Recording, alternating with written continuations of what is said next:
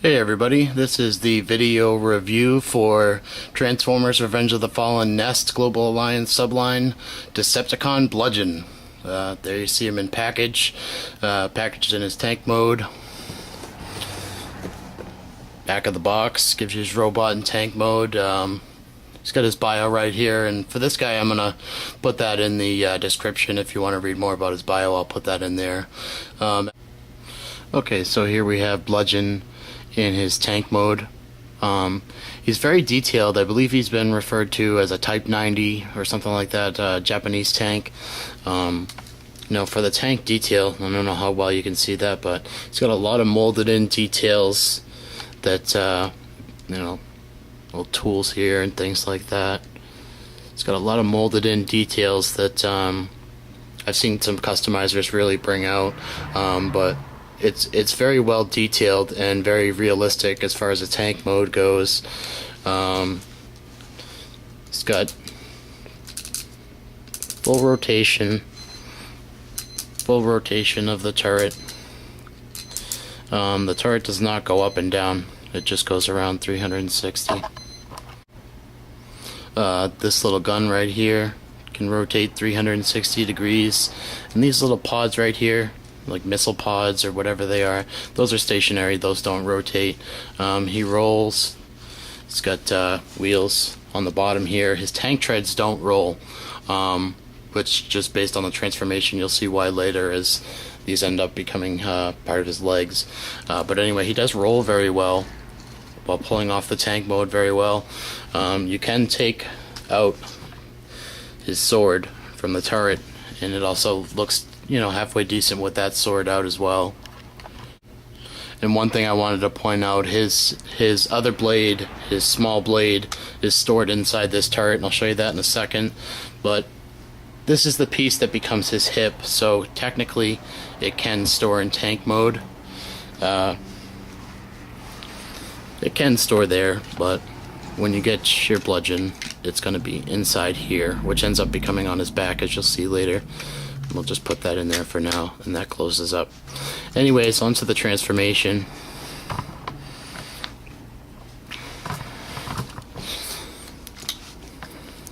You start by unpegging his tracks on the top and bottom. These are his hands here. Just gonna want to flip both of these out. You see his arms start to form. Okay, and then basically you just fold these down.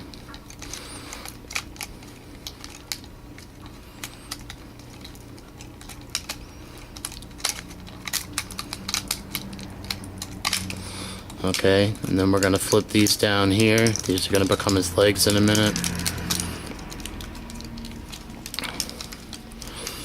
What you got to do here is this piece here, it's got to flip forward all the way up. It's doing a complete 180 there, this black piece, till it's all the way up. And then push these sides in. These are going to become his hip shields right here. Once you get that pegged in, and then this is his automorph. You slide up on here, pushing this where his legs are and his crotch area. Push on that, and that'll give a full reveal to the head. The chest plate doesn't come down or anything, but that'll reveal the head. And then from there, you want to fold these little tracks up. Kind of tuck them up in here. The legs. Just turn these around.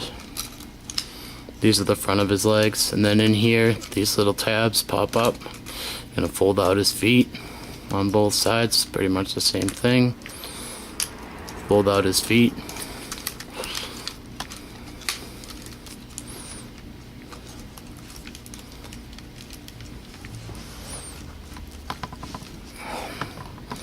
Okay, and then the arms, you fold these down.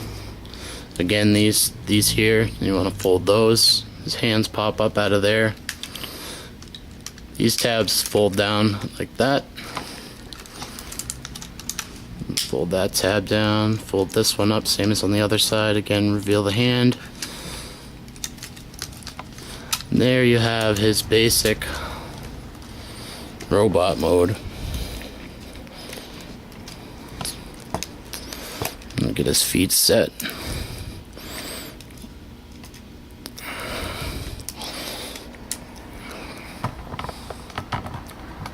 So there you have his basic robot mode. Now there are several different ways you can do the tank turret, which obviously does rotate. I don't know anyone that stores them like that.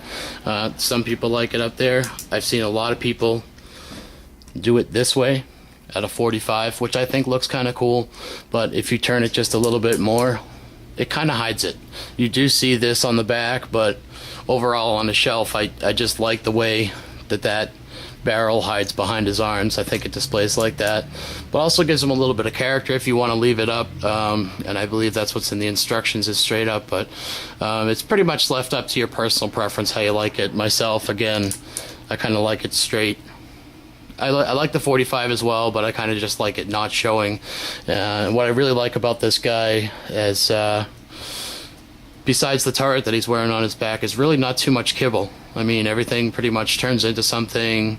I mean, these become the back of his legs, obviously, the parts of the tank, you know, and his shoulders and his hips. Everything kind of has a place to go, which is really nice. His sword, which these swords can be warped a little bit. What you can do is boil some hot water, boil a pan of hot water for a couple minutes, soak the sword in it, take it out with a pair of tweezers or needle nose pliers, something like that, and straighten it out, and then run it under cold water. Mine was a little bit bent when I got it, kind of vary. So this is it's kind of a good snap to get in his arm. I mean, he holds it really securely. His arms do rotate 360 this way, but I mean, there's really nowhere they can go much more. But they do have a full range of motion. They go up and down. His wrists don't swivel, which for a guy that's having a sword is, you know, I mean, they can turn up, you know, and rotate off the shoulder, but I would have really liked to see this not move and have a hand swivel. That's really one of my only knocks on this guy. Other than that, he's pretty solid. And this guy can really still pull off some cool poses despite having the limited articulation. You can get some pretty decent poses out of him. And it's for his smaller knife. If this part right here stores that, this little tab right here, when you transform him, automatically pops open to store his larger sword, samurai style. So there you have him with his swords stored like that. He can hold his sword with both hands. Doesn't have too much posability like this. I mean, you can get it to kind of see how it interferes with those arms. Again, having wrist articulation here really would have made this a lot better. But I mean, you can still get some decent poses out of them and stuff with it. I mean, it just takes a little bit of fiddling. But overall, this guy is definitely, if you're only going to get one Revenge of the Fallen toy, this is definitely the guy to get. And next to Classics, there you have him next to Classics Optimus Prime. And then Classics Megatron, which this is a custom Megatron done up in silver. It is not the Henke version, but rather a custom. You see the dyed red plastic there on his back wings. That was done by Redline of TFW 2005 Radicon's. And there you have it. That's pretty much Bludgeon. Definitely recommend picking this guy up. I mean, for $20, can't go wrong. Great figure. The only thing, again, was the limited posability in the wrists that I didn't care for, and not having a waist. But even despite that, I think he's a great figure. Definitely worth the pickup. Some people said the head is a little bit off from the original. The original just had a regular face with like skeleton face with no color on the eyes, and the horns were a little bit bigger. As you see, he's got some pretty good detail there. The head's okay. Personally, I think it could have been done better. I don't mind the red eyes, but there's the head for you, and that's it. Thanks for watching.